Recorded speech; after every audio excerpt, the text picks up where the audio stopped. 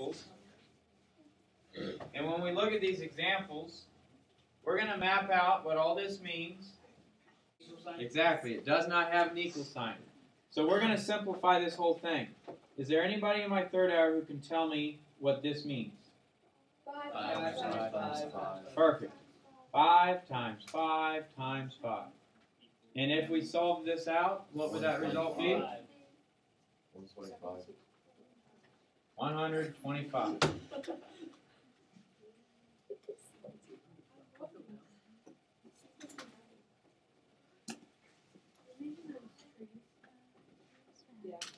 Okay? Fairly easy so far.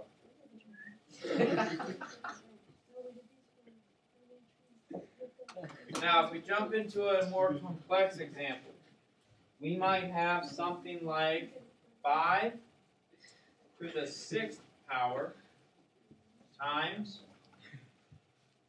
5 to the 3rd power. All right? Speaking in terms of the same way we did this one, I'm going to have Sarah tell me what 5 to the 6th power means. 5 times 5 times 5 times 5 times 5 times 5. And sometimes we might get lost on how many 5s we have, but this one has 6.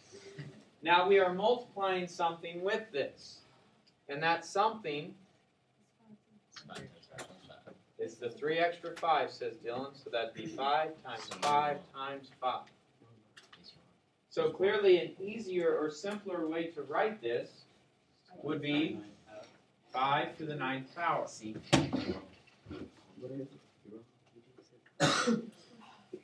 So we have the long way of doing things. Let's throw right in here a shorter way of doing things. What we're going to do is we're going to do what's called the product of powers.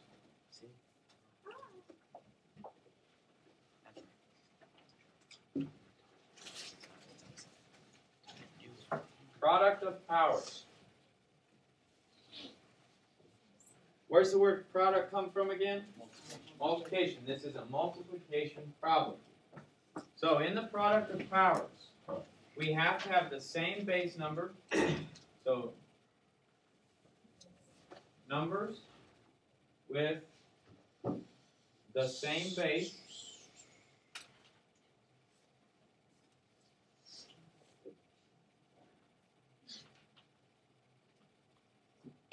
can have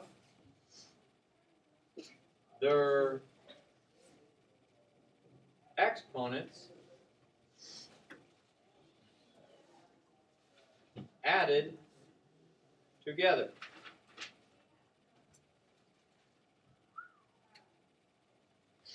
Did we have the same base here? That base was? 5. And so we could take what plus what? 6 plus 3. And that answer and result would be 5 to the 9th. If it uses the word simplify, all that means is you just need to simplify. So what if we were looking at x to the 12th times x to the 4th?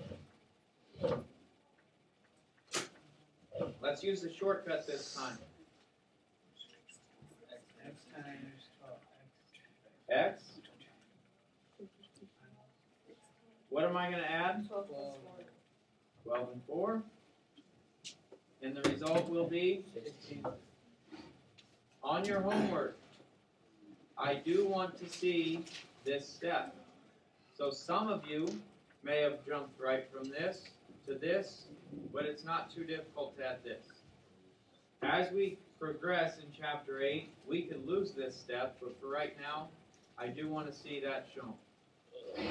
Okay? Let's jump into some more difficult examples. Is a 1. The number that we don't have showing is just the number that we have available. That is a 1. So the shortcut in using the product of powers, because our base numbers are the same, we would take negative 3 as our base number. We would add 2 plus 1 plus 6 to get our new exponent, and the end result is negative 3 to the 9th. Represent the different numbers, like, and how do you pick the base? That is going to be a question we will get to very shortly.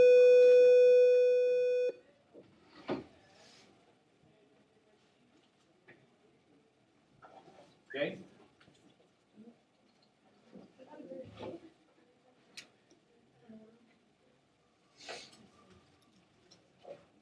So, I want to look at one more negative answer. For example, we could have negative 4 to the 5th times negative 4 to the 2nd. In this situation, really threw off first hour, and you'll need to stick with me on this.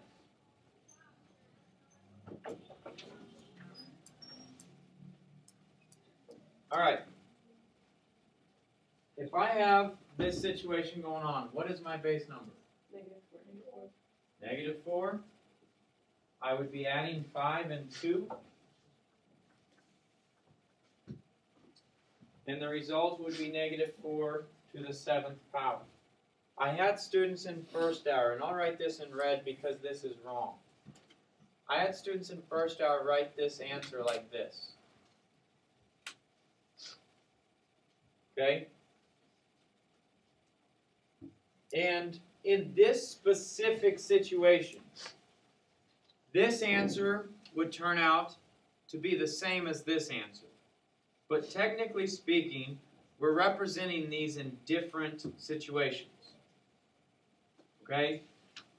Can anybody identify what this answer would be? And when I say what it would be, what type of answer would it be? Negative. This one would be negative, and this one would be negative. Okay? So, in this example, they would turn out to be the same exact answer. But the reason I want to show you this is because if this were instead of 3, or this were maybe a 6, and we had negative 4 to the 6th times negative 4 to the 2nd, then our result would be to the power of 8. And what would happen here would actually turn out a different result than if we wrote that answer like this.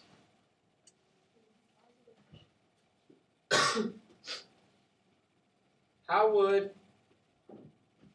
this answer be? What would make it be whichever way it goes? The number of times we multiply that negative number. So stay with me on this. This one would actually be negative 4 times negative 4 times negative 4. And we'd keep going here. And if we multiply this over and over and over 8 times, how's our answer? Positive. But in this situation, what's happening is order of operations would tell us to do exponents first, right? Because order of operations would be parentheses, exponents, multiplication, division, addition, subtraction. Because the exponents happen first, it would actually want to do 4 times 4 times 4 times 4 times 4 times 4 times 4, and I need one more. Because the 8 is attached only right now to a positive number. Okay? Then, once we have that done, we would then multiply that negative that happens up front, and that would result in what type of answer? A negative. So we have to be very cautious of always including the parentheses when our base number is a negative. Any questions about that? No questions at all. All right, I have one more easier one to look at, and then I want to look at some more difficult ones. How about y plus 2? That's y plus 2. And we will go to the power of 6.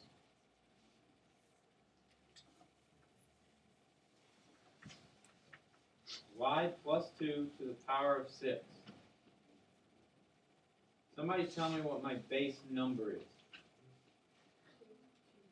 Y plus 2.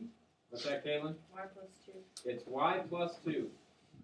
The entire bottom of this power is y plus 2. And I have to keep this in parentheses because just like up here, if I don't use the parentheses, what does that exponent go to? To the 2.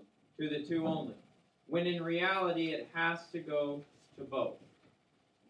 And so we would have to make sure that we include the entire base number. And this one happens to go nowhere.